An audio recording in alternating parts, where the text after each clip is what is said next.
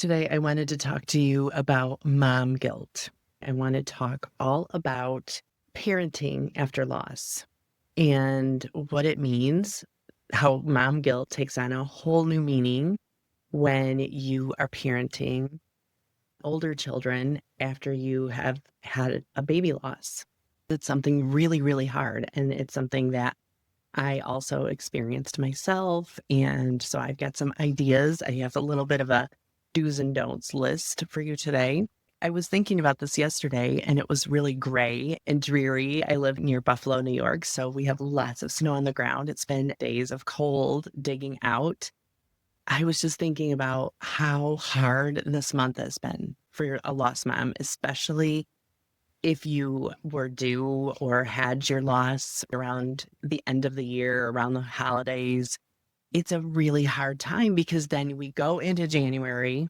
Much of the country has been experiencing record cold snow, awful.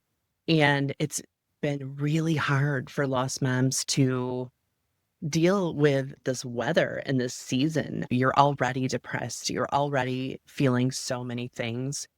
And then you're stuck in the house. There's nothing to do. And if you have older children from before you had your loss, this is hard. This is a really hard time because you just feel like every day is the same day over and over and over. And I just want to acknowledge that for you and how heavy this feels and what are just normal days for everyone else. It feels really, really impossible. Here we are in February. Today is sunny here. So that helps. I know for me, sunshine helps so much. January and February are hard months anyways, but especially if you are coming off of a season with a really tragic, hard loss, it can feel really debilitating.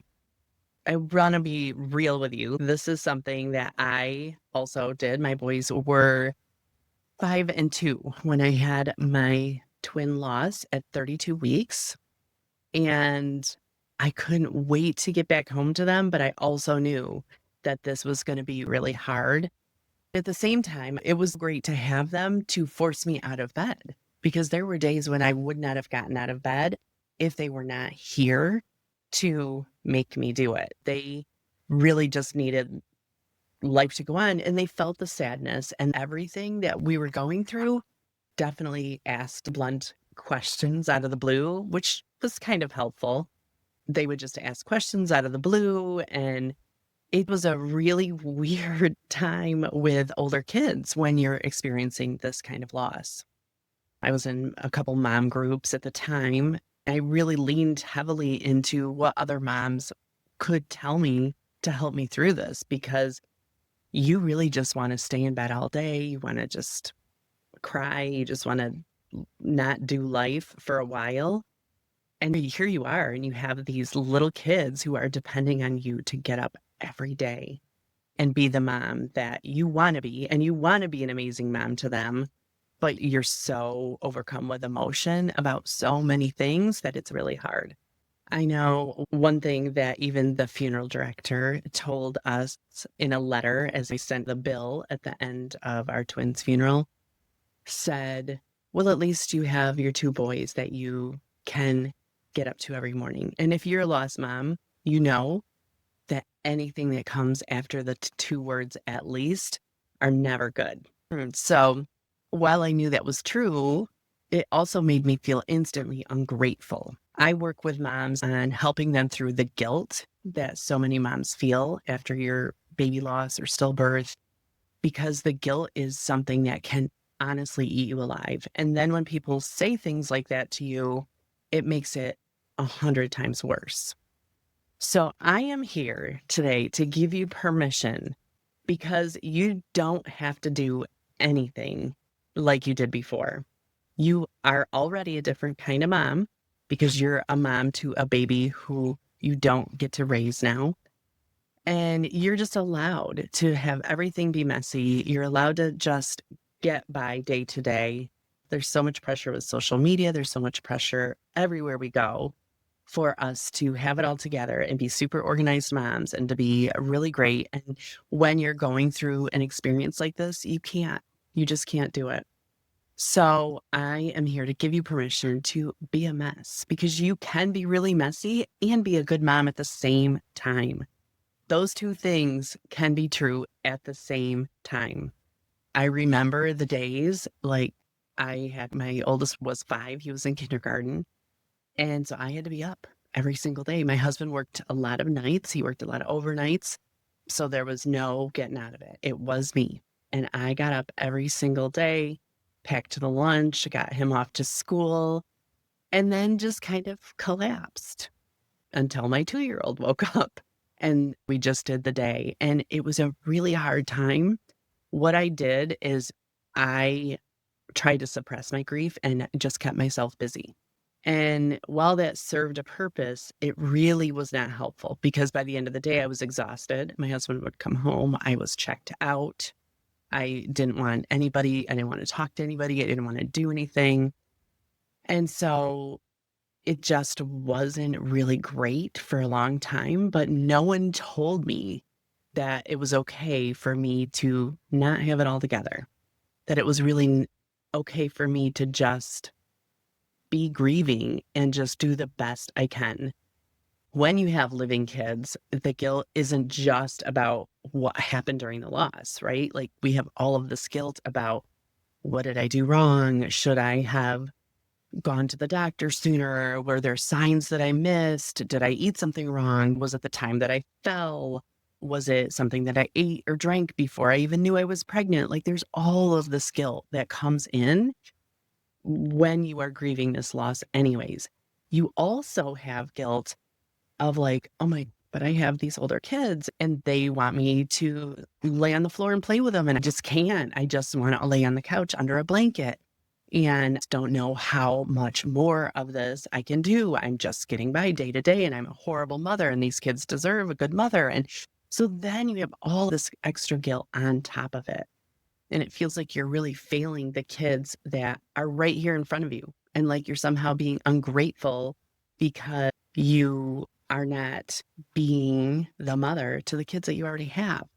So if this is you, I want you just to acknowledge it and don't rush past that. Don't rush past those feelings and just know like, yeah, this is how I feel. And it's a really weird place to feel. I have a free workshop coming up next Wednesday, February 11th. And this is something I talk about in there. I give you strategies on how to dial in and get rid of that guilt. Moms always have guilt about something, but really finding ways to release that guilt of feeling this way when you are in an unthinkable situation. The things that I teach you are so helpful to get you to start loosening your grip on the guilt. So I'm going to talk now about my do this, do that list. When you are in the middle of this, you have older kids at home, you are waking up every day thinking, how am I going to do this? How am I going to do this again? I don't know if I can. I don't know if I am able to deal with this grief that I'm having from losing my baby and the guilt that I have because of it, and do what these kids need me to do. So these are not rules. These are just little things that I have picked up along the way of my own journey and helping hundreds of moms through this that I know can help you. First thing is, don't try to be the mom that you were before. You can't. You're a different mom. You'll never be exactly the same mom you were before.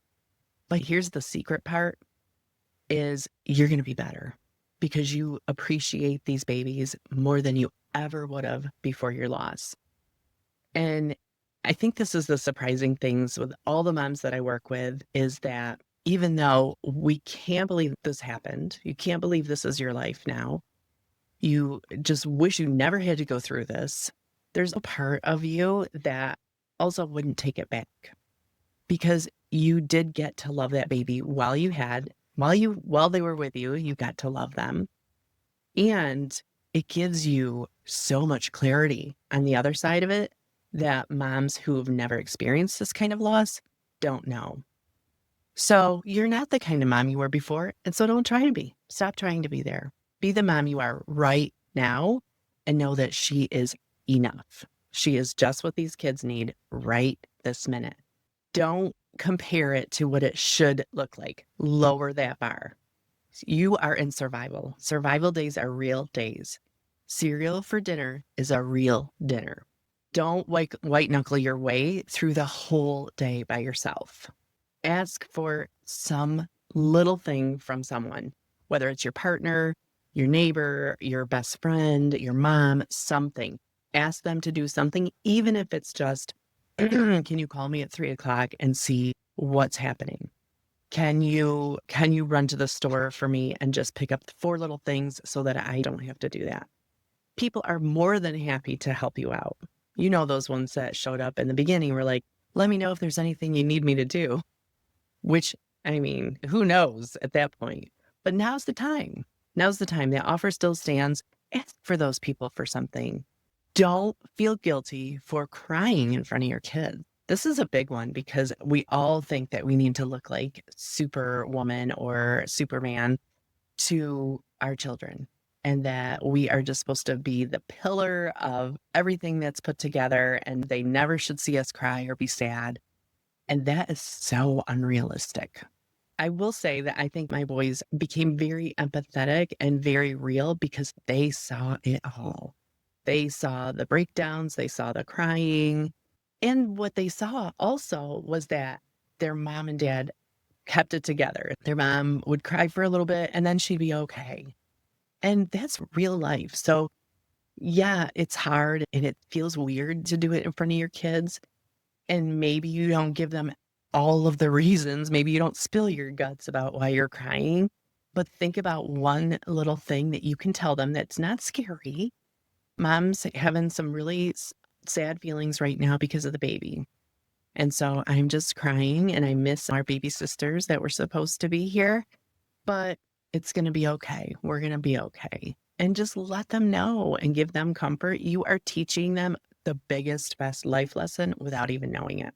Don't push yourself to do the fun mom stuff when you are on empty.